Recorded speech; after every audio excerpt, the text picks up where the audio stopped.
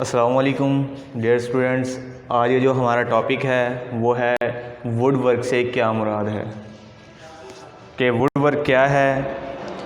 पहले आपने जो है मेटल शार्प के बारे में पढ़ा था कि मेटल शार्प क्या है। तो मेटल शार्प ऐसी शार्प है जिसमें आहनी और गैर आहनी धातों को काट कर उनको मुख्तलिफ़ साइज़ के मुताबिक तैयार किया जाता है और इंसानी ज़रूरत के मुताबिक उनसे चीज़ें तैयार की जाती हैं, मेटल शार्प कहलाती है। आज हम पढ़ेंगे कि वुड वर्क शॉप क्या है। वुड वर्क शॉप ऐसी शॉप है जिसमें हम लकड़ी को मुख्तलिफ़ साइज़ और पैमाइशों के मुताबिक काटते हैं और इनको बाहम जोड़कर रोज़मर्रा में इस्तेमाल होने वाली अशिया बनाते हैं, वुड वर्क कहलाती है। ठीक है, तो जैसे कि आपको पता है कि वुड लकड़ी के काम है। ठीक है, सबसे पहले हम क्या करेंगे, लकड़ी को लेंगे। लकड़ी को लेने के बाद उसकी पैमाइश लेंगे, डायमेंशंस लेंगे। बाहम लकड़ी के पीसों को जोड़ा जाता है। जोड़ने के बाद उनको रंगो रोगन और पॉलिशिंग वगैरह करके एक चीज़ तैयार कर ली जाती है जो कि रोज़मर्रा ज़िंदगी में इस्तेमाल होती है। ठीक है, वुड वर्क कहलाते हैं। अब हमारे पास जो है नंबर 2 टॉपिक जो हमारे पास है कि लेआउट क्या होता है, लेआउट से क्या मुराद है।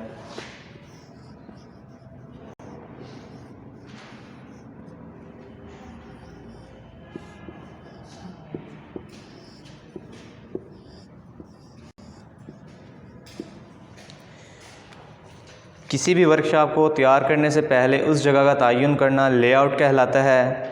लेआउट में कौन कौन सी चीज़ें शामिल होती है और क्या चीज़ उसमें तयन की जाती है, जैसे कि डायग्राम बनाकर हम आपको वाज़े करेंगे कि लेआउट क्यों ज़रूरी होता है और लेआउट के लिए क्या क्या चीज़ें ज़रूरी है। सबसे पहले तो वो एरिया या वो जगह जहाँ पर हम वर्कशॉप बनाते हैं उसका तयन करते हैं कि वो एरिया या जगह कितनी है।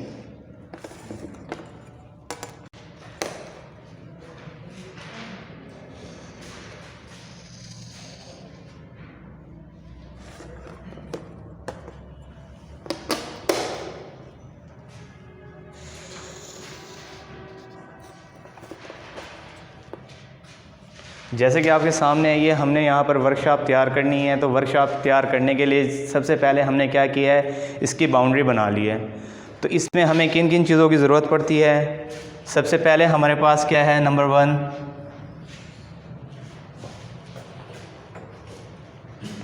ऑफिस, नंबर 2 हमारे पास जो है स्टोर,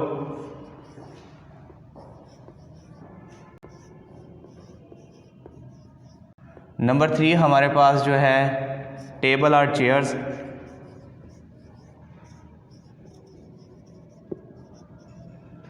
नंबर 4 पर हमारे पास जो है वर्किंग टेबल्स,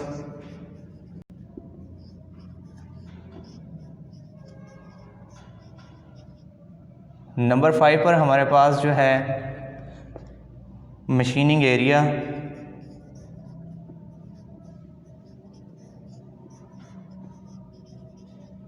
नंबर 6 पर हमारे पास है वेस्टेज एरिया,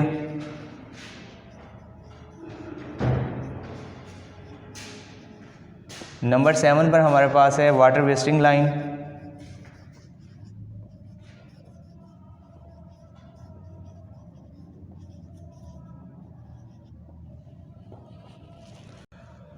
अब सबसे पहले देखें कि हमारे पास नंबर 1 पर है ऑफिस। ऑफिस वो जगह या वो एरिया होता है जहाँ पर आपका इंस्ट्रक्टर या आपका जो है फोरमैन या सुपरवाइज़र जो उसका ऑफिस होता है वो हमारे पास कहलाता है ऑफिस। साथ ही हमारे पास मटेरियल को रखने के लिए स्टोर रूम,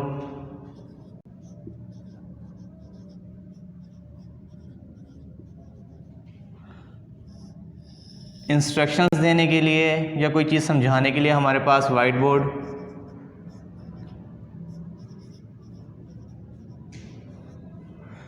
स्टूडेंट्स या वर्कर को बिठाने के लिए हमारे पास टेबल, स्टूल या चेयर्स,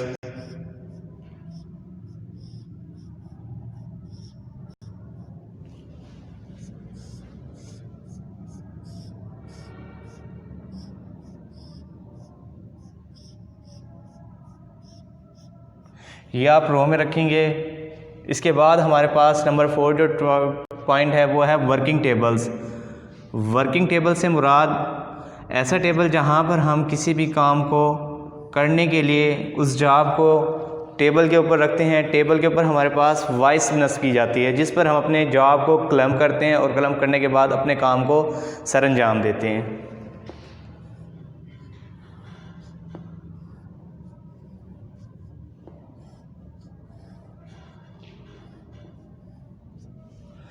फिर हमारे पास नंबर 5 पे टॉपिक जो है वो मशीनिंग एरिया, जहाँ पर हम मशीन को नस्ब करते हैं, जहाँ पर हम मशीन को रखते हैं, वो एरिया हमारे पास मशीनिंग एरिया कहलाएगा।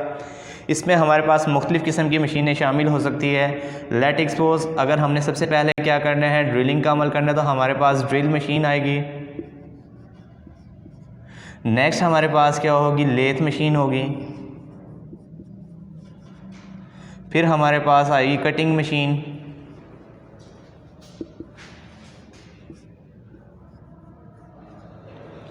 नेक्स्ट हमारे पास आता है वेस्टेज एरिया।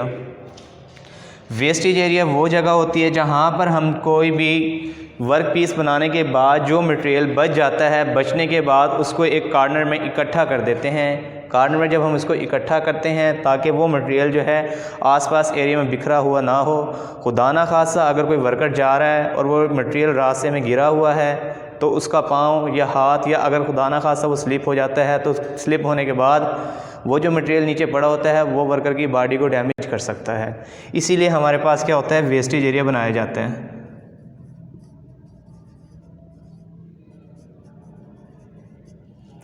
नेक्स्ट हमारे पास है वाटर वेस्टेज लाइन। वर्कर्स काम करने के बाद अपने आप को फ्रेश करने के लिए, हाथ मुंह धोने के लिए पानी का इस्तेमाल करता है ताकि वो पानी इस्तेमाल करने के बाद क्या है, वेस्टेज लाइन के ज़रिए बाहर निकल जाए, ना कि वर्कशॉप के अंदर इकट्ठा रहे।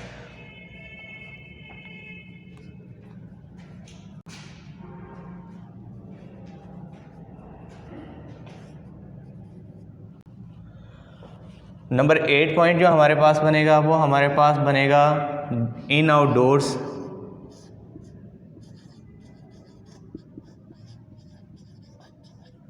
नंबर 9 पर हमारे पास बनेगी विंडोज़।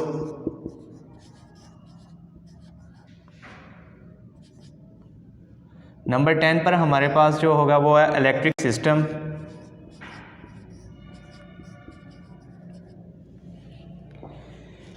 जैसे कि आपके सामने नंबर 8 पॉइंट पर हमने लिखा है कि हमारे पास क्या है, इन आउटडोर्स।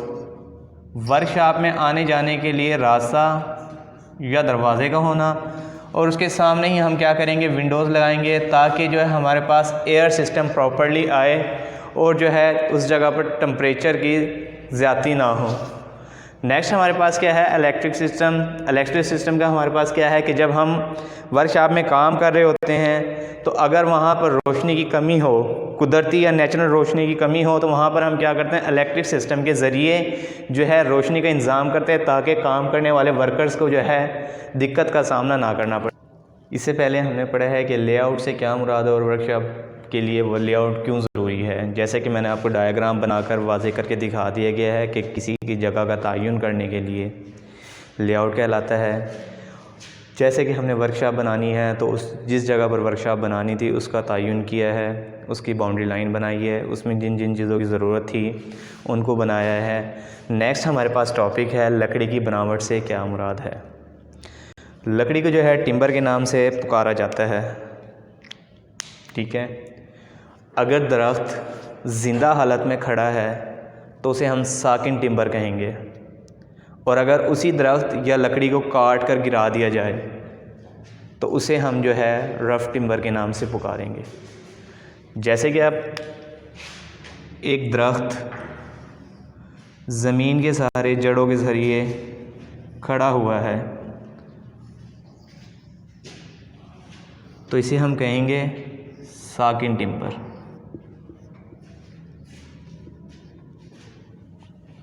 और अगर इसी दरख्त को हम क्या करें, सेंटर से कट आउट करके गिरा दें, जब हम इसको कट आउट करके गिरा देंगे तो ये कुछ इस शेप में आ जाएगा जिसे हम क्या बोलेंगे, रफ़ टिम्बर,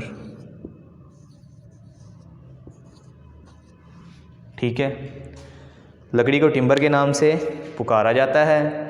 अगर साकिन हालत में दरख्त खड़ा हुआ है तो इसे हम कहेंगे साकिन टिम्बर, और अगर इसी को कट आउट करके गिरा दिया जाए तो इसे हम बोलेंगे रफ टिम्बर। अब आपके सामने जो है लकड़ी के पार्ट्स हैं, ठीक है, कि लकड़ी को किस तरह जोड़ा जाता है, किस तरह जॉइंट किया जाता है। कि जब हमने इस लकड़ी को काट लिया है, काटने के बाद ये रफ़ टिम्बर में शामिल हो गई है, तो इसमें हम क्या करेंगे, अपनी डायमेंशंस के लिहाज से, साइज़ के लिहाज से इसके मुख्तलिफ़ पीसेस निकाल लेंगे और इन पीसेस को बाहम जोड़ कर जो है हम रोज़मर्रा के इस्तेमाल में ले आते हैं। उसके बाद उस पर हम रंग और रोगन करते हैं, पॉलिशिंग करते हैं और जो है घरेलू अशिया बनाकर उनको ज़ेर इस्तेमाल लेकर आते हैं। जैसे कि आपके पास फर्नीचर्स हैं, फर्नीचर्स जो लकड़ी के बनाए जाते हैं उनको क्या किया जाता है, पहले साकिन टिम्बर होती है, साकिन टिम्बर को कट आउट किया जाता है, रफ़ टिम्बर में लेके आते हैं, फिर उसको सीजनिंग के अमल से गुजारते हैं। सीजनिंग के अमल से गुजारने के बाद फिर उस पर हम क्या करते हैं, उसको साइज़ के मुताबिक कट आउट करते हैं। कट आउट करने के बाद फिर हम उसे क्या करते हैं, उस पर रंग और रोगन और पॉलिशिंग वगैरह करके उसको उससे जो है फर्नीचर्स वगैरह बना लेते हैं। तो ये तमाम प्रोसेस हमारे पास क्या है, लकड़ी की बनावट में ही शामिल होता है। नेक्स्ट जो टॉपिक हमारे पास है वो है कि दरख्त के जो दरख्त है उसके कितने हिस्से होते हैं। जो दरख्त है हमारे पास, दरख्त के कितने हिस्से होते हैं।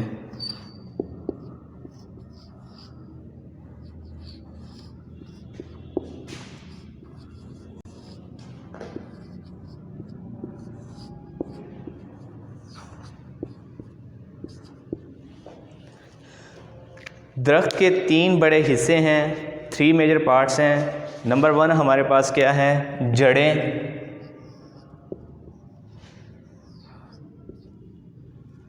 नंबर 2 हमारे पास है तना, जो शाखों को सहारा दिए होता है। और नंबर 3 पर हमारे पास आ जाता है क्राउन, यानी कि उसकी शाखें, पत्ते। जड़ें जो तने को सहारा दिए हुए हैं, ठीक है, और तना जो कि क्राउन को सहारा दिए हुए है, जहाँ पर हमारी शाखें बनना शुरू होती है।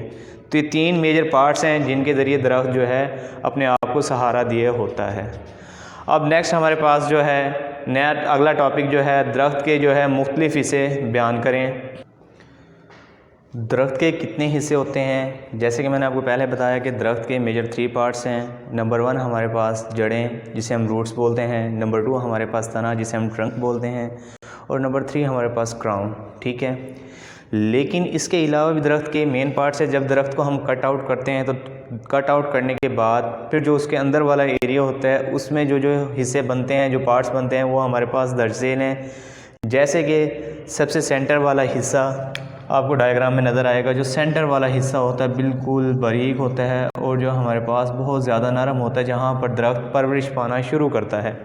तो इसे हम क्या बोलते हैं, पित बोलते हैं, या हम इसे गुदा बोलते हैं, या इसका सेंटर बोलते हैं। फिर उसके बाद हमारे पास आ जाती है हार्थवुड या पक्की लकड़ी। इस पित के साथ हमारे पास क्या है, एनुअल रिंग्स की सूरत में छोटे छोटे जो है ज़रात बनते हैं, छोटे छोटे जो है रेशे और फुलियात बनते हैं, दायरा नुमा होते हैं। इसे हम बोलते हैं हार्थवुड।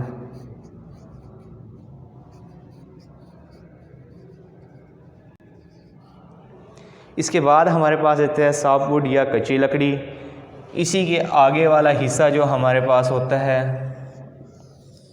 जो हल्का सब्ज़ी माइल सा होता है, बिल्कुल नरम होता है, जिसे हम सॉफ्टवुड बोलते हैं।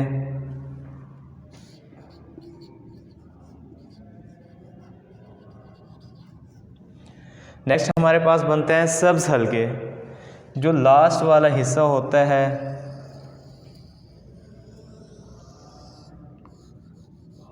जो बहुत ज़्यादा गहरे कलर का होता है।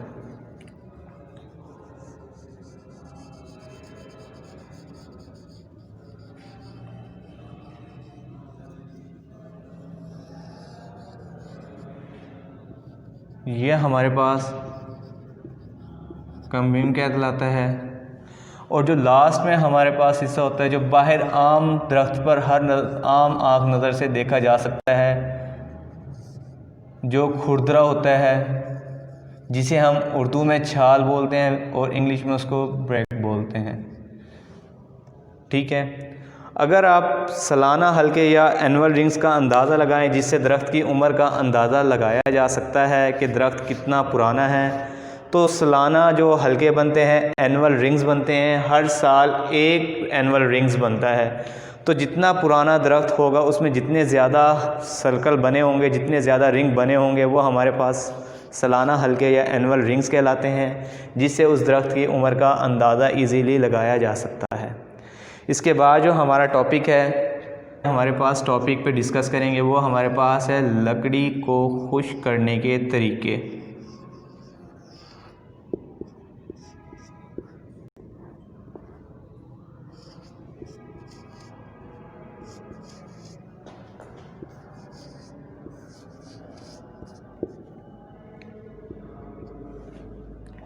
या हमारे पास इसको दूसरे वर्डिंग में कहेंगे सीजनिंग से क्या मुराद है।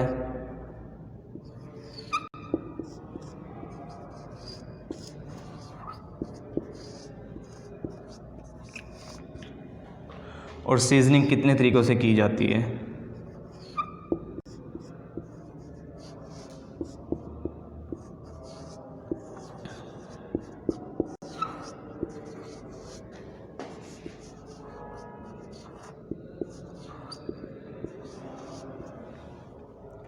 सबसे पहले हम पढ़ेंगे कि सीजनिंग क्या है, यानी कि लकड़ी को खुश्क करने का अमल होता क्या है। सीजनिंग एक ऐसा अमल है जिसमें लकड़ी के अंदर से नमी को मुकम्मल तौर पर ख़त्म किया जाता है या मामूली तौर पर ख़त्म करने का अमल हमारे पास सीजनिंग कहलाता है। सीजनिंग की क्यों जाती है? सीजनिंग से सबसे पहला मकासद इसका यह होता है कि जब हम सीजनिंग करते हैं तो उसमें से नमी ख़त्म हो जाती है और लकड़ी की उम्र जो है बढ़ जाती है। नंबर 2 हमारे पास जो आएगा टॉपिक, वो जो है मकसद इसका ये है कि जब हम लकड़ी को सीजनिंग के अमल से गुजारते हैं तो इसमें जो खम आता है वो पहले ही आ जाता है, बाद में इसमें खम नहीं आता। इसके अलावा जो है सीजनिंग की वजह से जो है लकड़ी को दीमक नहीं लगता। अब हमारे पास है कि सीजनिंग के तरीके कितने हैं। तो सीजनिंग के मदरजा ज़ेल तरीके हैं।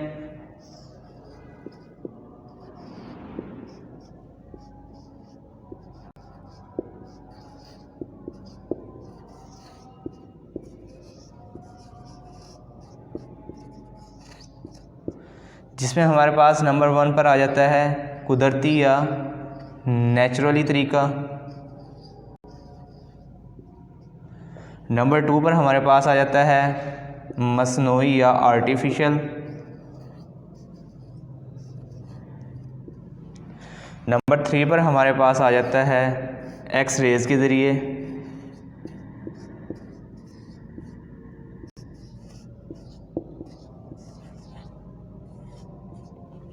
नंबर 4 पर हमारे पास आ जाता है कीमियाई तरीका, यानी कि केमिकल के ज़रिए। नंबर 5 पर हमारे पास आ जाता है बरकी तरीका, यानी कि इलेक्ट्रिक के ज़रिए या इलेक्ट्रिक मेथड। अब नंबर 1 पर जो हमने लिखा है कुदरती या नेचुरली तरीका, इसके 2 तरीके हैं जिनके ज़रिए हम जो है सीजनिंग का अमल लेते हैं। नंबर 1 हमारे पास आ जाता है हवा के ज़रिए और नंबर 2 हमारे पास आ जाता है पानी के ज़रिए।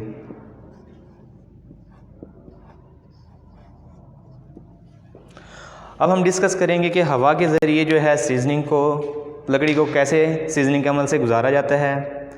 सबसे पहले हम क्या करेंगे कि लकड़ी को तय बतय, ठीक है, कि इतना उन दोनों के दरमियान इतना डिस्टेंस हो कि तकरीबन 4 इंच का कम से कम गैप हो एक लकड़ी से दूसरी लकड़ी के दरमियान, ताकि जो है उसमें से हवा का अमल ईज़िली हो सके। ठीक है, जब उसमें हवा का अमल होगा तो उसके ज़रिए क्या है, लकड़ी से नमी खुश्क होना शुरू हो जाएगी।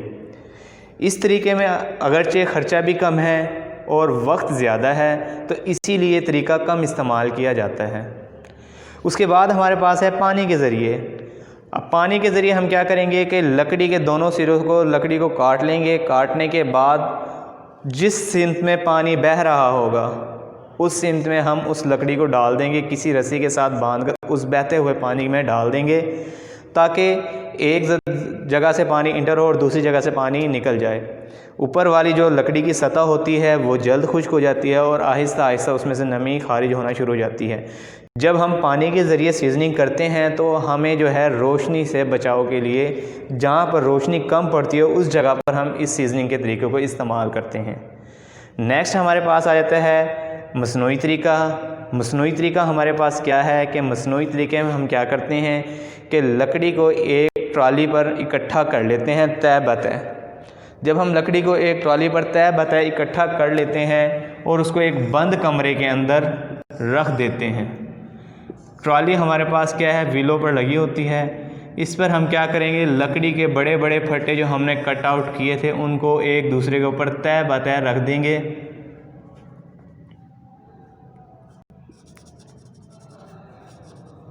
सेंटर में हमने एक लकड़ी के तख्ते से दूसरी लकड़ी के तख्ते की तरफ क्या है कि सेंटर में सपोर्ट देनी है, ताकि इसके अंदर से लकड़ी में से जो है हवा का अमल दखल होता रहे।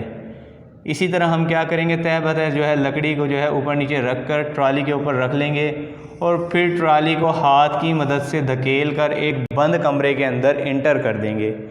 जहाँ पर हम क्या है, कमरा हमारे पास बंद होगा, उसमें कोई विंडो नहीं मौजूद होगी, सिर्फ़ और सिर्फ उसमें क्या होगा, फ़ैन लगे होते हैं और हीटिंग कॉइल लगी होती है। हीटिंग कॉइल के ज़रिए हम क्या करते हैं, हीट देते हैं और फ़ैन के ज़रिए वो गर्म हवा जो है नीचे लकड़ी के तख्तों पर लगाई जाती है। जब वो लकड़ी के तख्तों पर गर्म हवा डाली जाती है तो ऊपर वाली सतह जल्द खुश्क हो जाती है। अगर इसी तरह हम ये अमल करते रहें तो ऊपर वाली सतह जो है लकड़ी की जल जाती है। तो उसको जलने से बचाने के लिए हम क्या करते हैं, दोबारा कूल एयर, नमी वाली हवा दोबारा इंटर करते हैं जो लकड़ी के तख्तों पर डाली जाती है, जिससे ऊपर वाली सतह जो है नमी पकड़ लेती है। और इसी तरह जब हीटिंग एयर जो हम उस पर डालते हैं तो अंदर से नमी को जज्ब करना शुरू कर देता है, जो हमारे पास मसनूई तरीके में शामिल होती है। अगरचे ये तरीका महंगा है, लेकिन इस तरीके में जो है लकड़ी को जल्द सीजनिंग के अमल से गुजारा जाता है। नेक्स्ट हमारे पास है एक्स रेज़।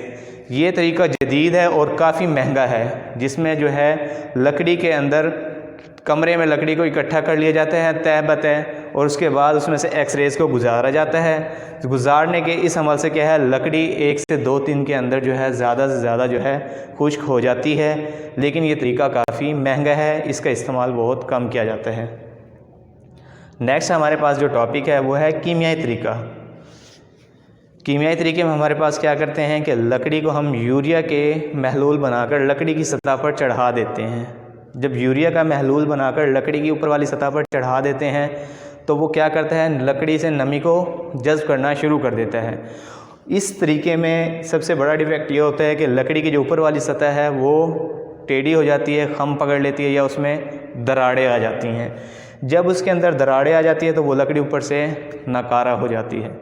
उसके बाद हमारे पास क्या है, बरकी तरीका है। बरकी तरीके में हम क्या करते हैं, इसमें से जो है इलेक्ट्रिक रो गुजारते हैं, जिसके ज़रिए जो है लकड़ी में इसके अंदर से नमी को खुश्क किया जाता है।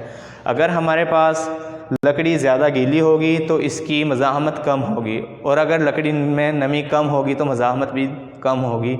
ये तरीका कम इस्तेमाल किया जाता है। सबसे ज़्यादा जो तरीका हमारे पास इस्तेमाल किया जाता है वो कुदरती और हमारे पास मसनूई तरीका है।